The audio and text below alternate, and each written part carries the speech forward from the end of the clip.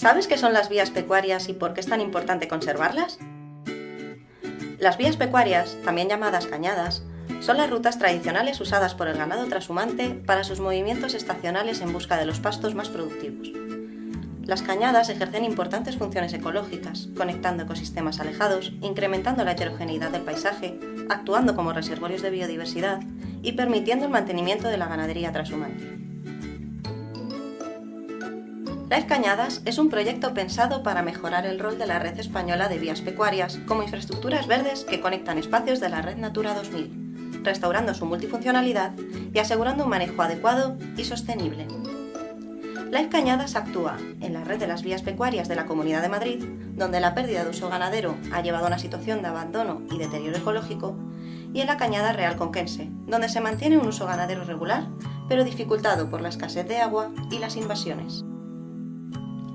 En Life Cañadas participamos investigadores, ONGs de defensa del medio ambiente y administraciones públicas.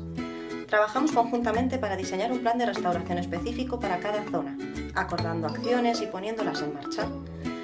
Contamos en este proceso con la participación de los ganaderos y ganaderas, esenciales para llegar a acuerdos sólidos y duraderos.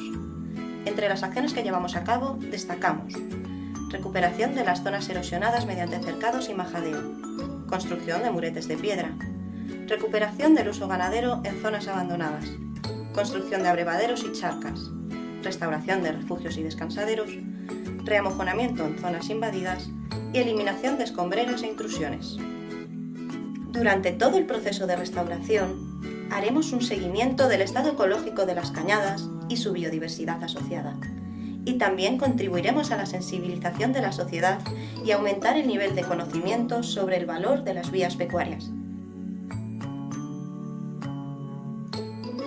Nuestra red de vías pecuarias constituye un rico patrimonio natural y cultural del que debemos sentirnos orgullosos.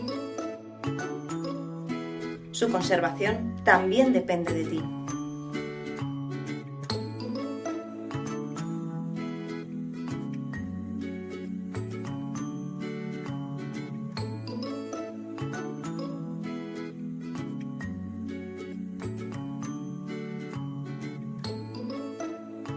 Este vídeo ha sido realizado con la contribución del programa LIFE de la Unión Europea.